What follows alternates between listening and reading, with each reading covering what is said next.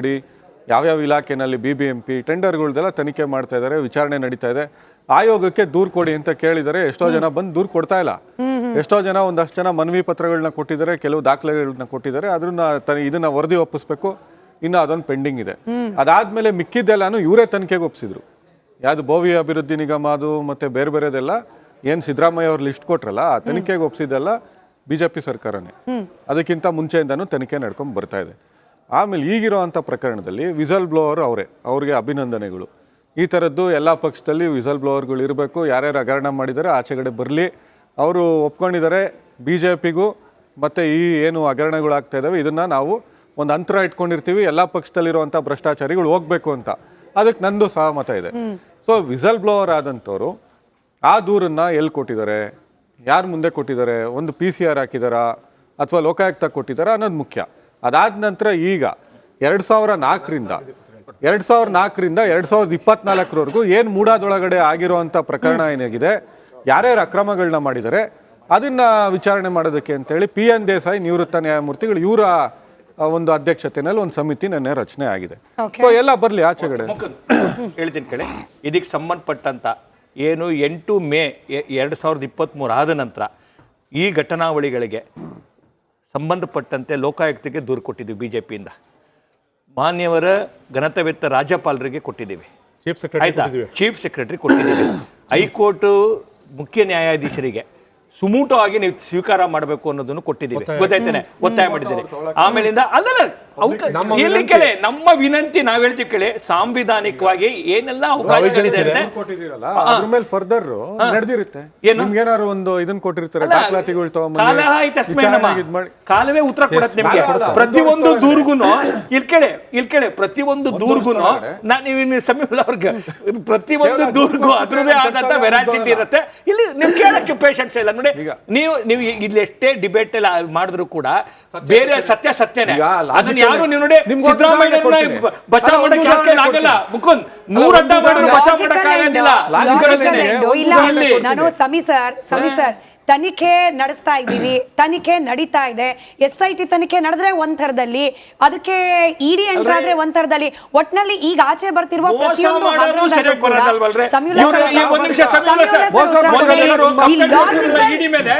ED ಮೇಲೆ complaint ಕೊಡ್ಸಿದ್ರಲ್ಲ, ಆ ವ್ಯಕ್ತಿನ 2 ತಿಂಗಳಿಂದ ಇವರೇ ಸಸ್ಪೆಂಡ್ ಮಾಡಿದ್ದಾರೆ.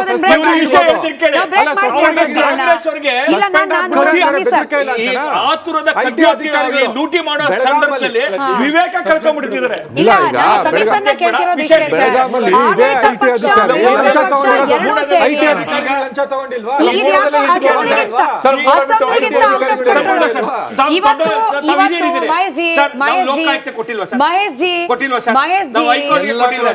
ಮಹೇಶ್ ಅವರೇ ನೋಡಿ, ಇವತ್ತು ವಿಧಾನಸಭೆಯ ಕಲಾಪಕ್ಕಿಂತ ಔಟ್ ಆಫ್ ಆರ್ಡರ್ ಹೋಗ್ತಾ ಇದೆ ನಮ್ಮ ಮಹಾಭಾರತ. ಸಮೀಸರಿಗೆ ಪ್ರಶ್ನೆ ಕೇಳ್ತಿದ್ದೀನಿ. ತನಿಖೆ ನಡೀತಾ ಇದೆ, ಈ ತನಿಖಾ ಸಂಸ್ಥೆ ಸರಿ ಇಲ್ಲ, ಆ ತನಿಖಾ ಸಂಸ್ಥೆ ಸರಿ ಇಲ್ಲ ಅಂತ ಹೇಳ್ತಾ ಈ ಲಾಜಿಕಲ್ ಎಂಡ್ ಅನ್ನೋ ಪದಕ್ಕೆ ಅರ್ಥವೇ ಇಲ್ಲದೆ ಇರೋ ರೀತಿ ಮಾಡ್ಬಿಟ್ಟಿದೆ. ಹೇಳಿ ಸರ್, ಹೌದಾ?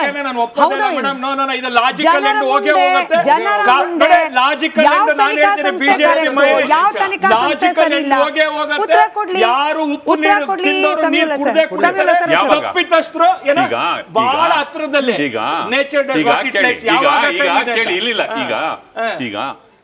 ಆಯ್ತು.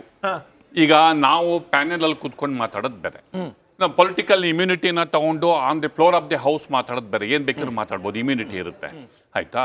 ಆದ್ರೆ when it come to the court of law, you have to prove. ನೀವು CM ಇನ್ವಾಲ್ವ್ ಆಗಿದ್ದಾರೆ ಅಂತ ಹೇಳ್ಬಿಟ್ಟು ನೀವು with evidence you have to prove it 100%. Sir ಹೇಳ್ತಿದ್ದೀನಿ, ನಾನು ಇನ್ನೂ ಮಾತಾಡ್ತಿದ್ದೀನಿ.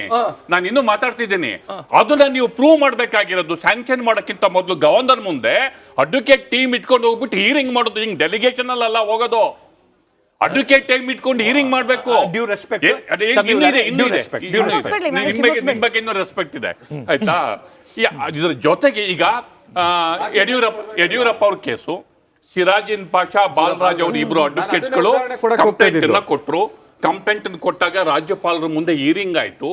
ರಾಜ್ಯಪಾಲರು ಅವಾಗ ಹಂಸರಾಜ್ ಭಾರದ್ವಾಜ್ ಅವರು ಪ್ರಕರಣಕ್ಕೆ ಸಂಬಂಧಪಟ್ಟಂತ 90 ಕಡತಗಳನ್ನ ತಂದು ನನಗೆ ಕೊಡಿ ಅಂತಂದ್ರು. ಆಗ ಆ ಕಡತಗಳನ್ನ ಕೊಡೋದಕ್ಕೆ ಸರ್ಕಾರ ತಡ ಮಾಡ್ತು.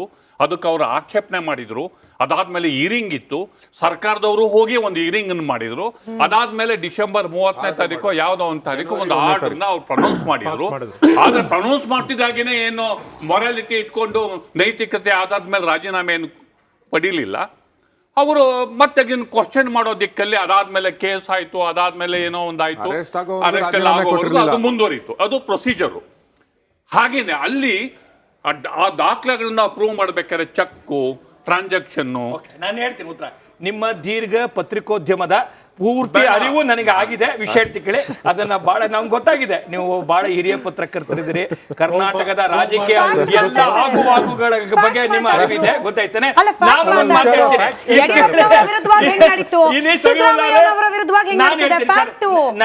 ಹೆಂಗ ನಡೆದ್ರೆ ಅದು ಲಾಜಿಕಲ್ ಎಂಡ್ ಹೋಗುತ್ತೆ. ಈಗ ನಡೀತಿರೋದು ಯಾವ ಎಂಡಿಗೆ ಹೋಗ್ತಿದೆ? ನೀವು ಏನ್ ಮಾಡ್ತಿದ್ದೀರಿ ಅಂತ ಕೇಳ್ತಾ ಇದ್ದೀನಿ ನಾನು. ಪ್ರಬುದ್ಧತೆ ಅಂತಕ್ಕಂಥದ್ದು ಯಾರ್ದೋ ವಿರಾಸತ್ತಲ್ಲ, ಗೊತ್ತಾಯ್ತಾನೆ. ನನಗೆ ವಿಶ್ವಾಸ ಇದೆ ಸಮೀವುಲ್ಲಾ ಅವರಿಗೆ ಏನೆಲ್ಲ ಕರ್ನಾಟಕದಲ್ಲಿ ಆಗಬೇಕು ಅಂತ ತಮ್ಮ ಅಪೇಕ್ಷೆ ಏನಿದೆ ಅದ್ ವಿಷಯ ಕೇಳಿ. ತಮ್ಮ ಅಪೇಕ್ಷೆ ಏನಿದೆ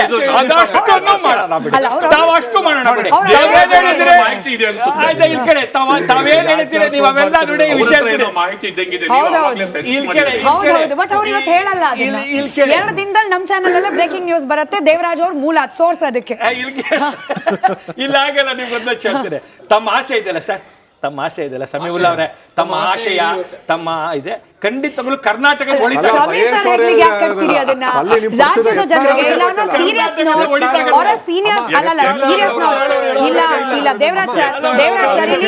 ಅವ್ರಿಚ್ಛೆ ಇವ್ರಿಚ್ಛೆ ಅವ್ರ ಆಸೆ ಅವ್ರ ಆಸೆ ಅಲ್ಲ ಸರ್, ರಾಜ್ಯದ ಜನರು. ಆಯ್ತಾ, ನಾವು ಕಷ್ಟಪಟ್ಟು ದುಡ್ದು ಟ್ಯಾಕ್ಸ್ ಕಟ್ತಿದೀವಿ ಸರ್ಕಾರಕ್ಕೆ. ಟ್ಯಾಕ್ಸ್ ದುಡ್ಡು ಎಲ್ಲೆಲ್ಲಿ ಹರಿದಂಚು ಹೋಗ್ತಿದೆ.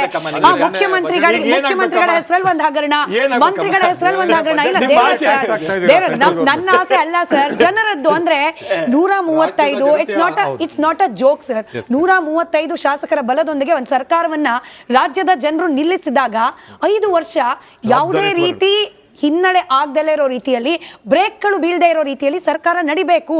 ಜನರ ಸಮಸ್ಯೆ ಚರ್ಚೆ ಆಗ್ಬೇಕು. ಎಲ್ಲಾಯ್ತು ಚರ್ಚೆ ಅಂತ ಅಲ್ಲ, ಖಂಡಿತಮ್ಮ. ಈಗ ಏನಾಗಿದೆ, ಈಗಾಗಲೇ ನಾವು ನೋಡ್ತಾ ಇದ್ದೀವಿ. ಈಗ ಸೆಷನ್ 1 ದಿವಸ ಈಗಾಗಲೇ ಕಡತಗೊಳಿಸ್ಬಿಟ್ರು ಇವಾಗ. ಯಾಕೆಂತಂದ್ರೆ ಎಲ್ಲಿ ಸತ್ಯ ಈಚು ಬರುತ್ತೋ ಅನ್ನೋ ಒಂದು ಭಯ, ಆತಂಕ ಅವರಿಂದ ಕಾಡ್ತಾ ಇದೆ. ಯಾಕೆಂದ್ರೆ ನಿಲುವಳಿ ಸೂಚನೆಯನ್ನು ಮಂಡನೆ ಮಾಡಿದಾಗ ಅದಕ್ಕೆ ಅವಕಾಶ ಕೊಡಲ್ಲ ಅಂತಂದರೆ ನಮಗೆ ಎಷ್ಟು ಅವಕಾಶ ಇರ್ತಿತ್ತೋ ವಾದ ಮಾಡಲಿಕ್ಕೆ, ಅದು ಡಿಫೆಂಡ್ ಮಾಡಲಿಕ್ಕೆ ಅವ್ರಿಗೆ ಇಷ್ಟು ಈಕ್ವಲ್ ಆಪರ್ಚುನಿಟಿ ಇತ್ತು. ಅದಕ್ಕೆ ಅವಕಾಶ ಕೊಡಲ್ಲ ಅಂದರೆ ಅದರಲ್ಲಿ ಸತ್ಯ ಏನಿದೆ ಅಂತಕ್ಕಂಥದ್ದು ಗೊತ್ತಾಗ್ಬಿಟ್ಟಿದೆ. ಅಂದರೆ ಸತ್ಯ ಈಚು ಬರಬಾರ್ದು ಅಂತಕ್ಕಂಥದ್ದು ಆಳುವ ಪಕ್ಷಕ್ಕೆ ಇರ್ತಕ್ಕಂಥ ಒಂದು ಮನದ ಇಂಗಿತ ಅಂತಕ್ಕಂಥದ್ದು ಗೊತ್ತಾಗಿದೆ. ಈಗ ಇದನ್ನು ನಾವು ಏನು ಮಾಡಬೇಕಾಗಿದೆ, ನಾವು ಸದನದ ಒಳಗಡೆನೂ ಹೋರಾಟ ಮಾಡಬೇಕು, ಸದನದ ಹೊರಗಡೆನೂ ಸಹ ಹೋರಾಟ ಮಾಡಬೇಕು. ಜನಗಳಿಗೂ ಸಹ ತಿಳಿಸಬೇಕಾದ ಜವಾಬ್ದಾರಿ ಪ್ರತಿಪಕ್ಷವಾಗಿ ನಮಗಿದೆ. ಮತ್ತು ನಾವು ಯಾವ ಕ್ರಮವನ್ನು ಯಾವ ಸಂದರ್ಭದಲ್ಲಿ ತಗೋಬೇಕು ಅಂತಕ್ಕಂಥದ್ದಕ್ಕೆ ನಮ್ಮದೇ ಆದ ಒಂದು ಆಂತರಿಕ ವ್ಯವಸ್ಥೆ ಇದೆ. ಆ ವ್ಯವಸ್ಥೆ ಅಡಿಯಲ್ಲಿ ಖಂಡಿತವಾಗಿಯೂ ಸಮಯಕ್ಕೆ ತಕ್ಕನಾದಂಥ ಎಲ್ಲ ಕ್ರಮಗಳನ್ನು ನಾವು ತೊಗೊತಿದ್ವಿ. ಯಾಕೆಂತಂದರೆ ಸರ್ಕಾರದ ಗಮನಕ್ಕೆ ಕಳೆದ ವರ್ಷ ಜುಲೈಯಲ್ಲೇ ಬರುತ್ತೆ, DC ಅವರು ಲೆಟರ್ ಬರೀತಾರೆ, 14 ಲೆಟರ್ ಬರೀತಾರೆ ಈ ಮೂಡಾದಲ್ಲಿ ಈ ರೀತಿ ಆಗಿದೆ ಅಂತೇಳಿ. 14 ಲೆಟರ್ ಬರೆದಂಥ DC ಅವ್ರನ್ನ ರಾತ್ರೋರಾತ್ರಿ ಎತ್ತಂಗಡಿ ಮಾಡ್ತಾರೆ. ಅಲ್ಲಿರ್ತಕ್ಕಂಥ ಪೊಲೀಸ್ ಕಮಿಷನರ್ ಎತ್ತಂಗಡಿ ಮಾಡ್ತಾರೆ. ಯಾಕೆ ಎತ್ತಂಗಡಿ ಮಾಡ್ತೀರಿ? ಯಾಕೆ ಎತ್ತಂಗಡಿ ಮಾಡ್ತೀರಿ? ಅಂದ್ರೆ ಎಷ್ಟು ವ್ಯವಸ್ಥಿತವಾಗಿ ಗೂಗ್ಲಿ ಯಾವಾಗ ಬಿಡ್ಬೇಕು, ಇನ್ಸ್ಟಿಂಗ್ ಯಾವಾಗ ಬಿಡ್ಬೇಕು ಅಂತ ಯಾವ ಬೌಲರ್ ಹೇಳ್ಬಿಡೋದಿಲ್ಲ ಸಮೀವುಲ್ಲಾ ಅವರೇ. ಗೂಗ್ಲಿ ಇನ್ಸ್ವಿಂಗ್ ಯಾವಾಗ ಬಿಡಬೇಕು, ಔಟ್ ಆಫ್ ದಿ ಹೆಂಗ್ ಬಿಡಬೇಕು ಅಂತ ಯಾವಾಗ ಯಾವ ಬೌಲರ್ ಹೇಳ್ಬಿಡೋದಿಲ್ಲ.